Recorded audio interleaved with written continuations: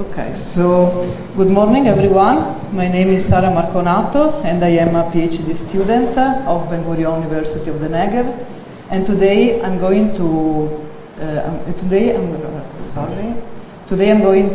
present you some new findings about Hor Hahar, a section in the eastern Negev. And in particular, I'm going to show you new geochemical findings based on X-ray fluorescence and based on calcareous nannofossil assemblage. We are going to see on our talk how these new findings are related to the Deccan, late Maastrichtian climatic dynamics. But before I would like to make to you a brief introduction and to show you the methods we used to reach these results. First of all, during late Maastrichtian, we see a huge volcanic activity from the western part of India, and it's called the Deccan traps. And this very huge volcanic activity released a lot of quantity of heavy metals and gases in the atmosphere that were then included in the oceanic water and in the sediment. Why this activity is important? Because this activity basically had a huge impact on the climate of late Cretaceous, with a rising of temperature of 3-4 degrees, and also on the calcareous flora. With the increase, here there is an example of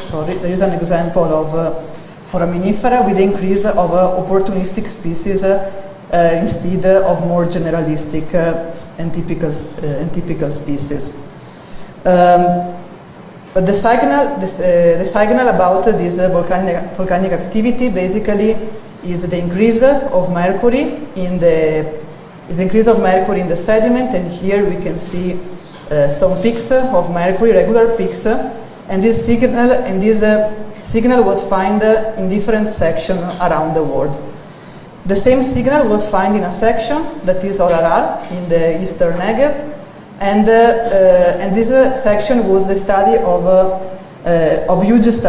the object of huge studies like plantic and benthic foraminifera biostratigraphy, a foraminifera paleoecology study, and several geochemical studies, and also a nannofossil biostratigraphy.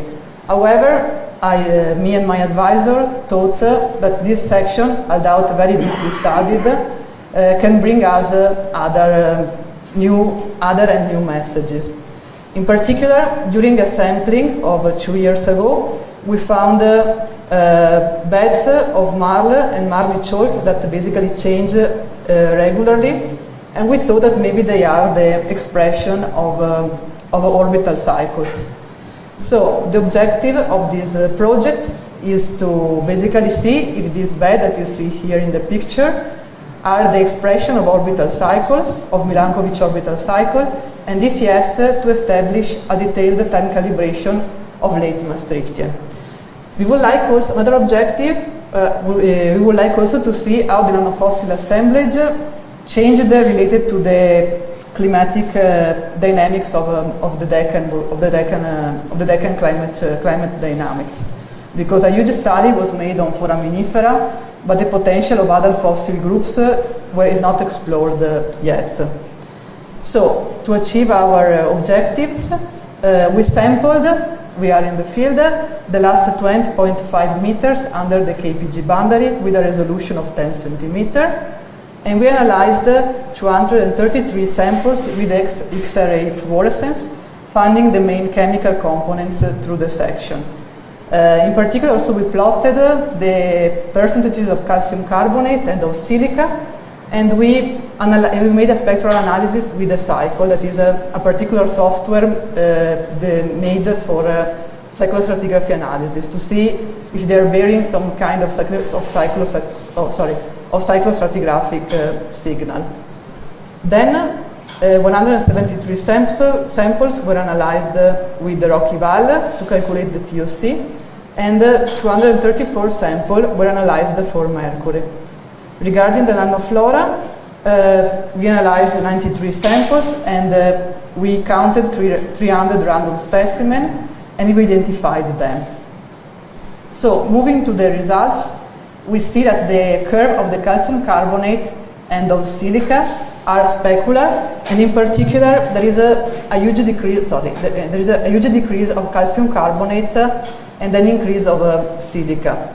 Analyzing with the A cycle these curves, we find 21 precession cycles, which each one has a duration of around 20 kiloyears, and 10 obliquity cycles with a duration each one of 41 kiloyears.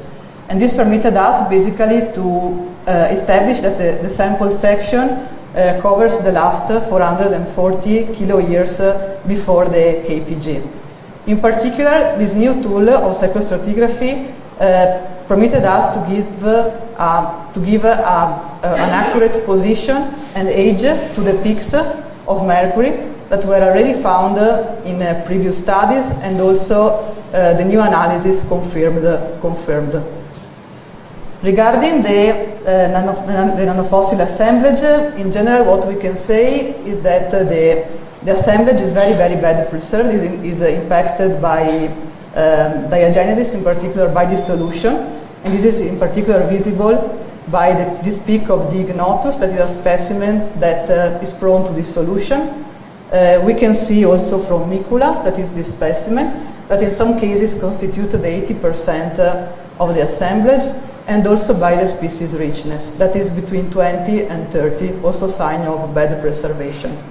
However, this also, if very impacted, we think that this assemblage is bringing us new, also interesting story. Because from here, from around 14, we've seen an increase of recrystallized Micula, with that is basically, you see, is the same specimen, but is very, very bad preserved and recrystallized, and is increasing here. And we found that there is here there is the onset of the Deccan warming event. Furthermore, we see that this peak of recrystallized Micula corresponds to the law of the precession cycle, and this is a very important message because we interpret it like these peaks are influenced by insolation, and also we interpret them like episode of acidification of the bottom oceanic waters. So I'm going to make a resume about what I already told you. So the bed we find in the field campaign are indeed sign of a Milankovitch cycle, and we found cycles of precession, obliquity, and short eccentricity. We found that the sample section covers the last 440 kiloyears of the Maastrichtian, and also show us an extremely high sedimentation rate that was already found in previous research. The orbital cycles give us an accurate age and position of the Mercury peaks, and this is another additional tool, strong tool, to compare the other section with the same curve, with the same signal worldwide. Then the assemblage, we interpret basically the dissolution and recrystallization of the assemblage, basically like episode of bottom water acidification, and we interpret this like with also an insolation control. And the increase in abundance of recrystallized Micula and the drop of and the increase in abundance of recrystallized Micula correspond with the onset of the Deccan greenhouse warming. I would like to thank you at the end, because this research is still ongoing. I would like to thank also the funds that permitted this, like the AINA Foundation and the Ierbulione Foundation, that permitted to finance this study, the different universities that collaborated in this study, and also my lab and my advisor for their support.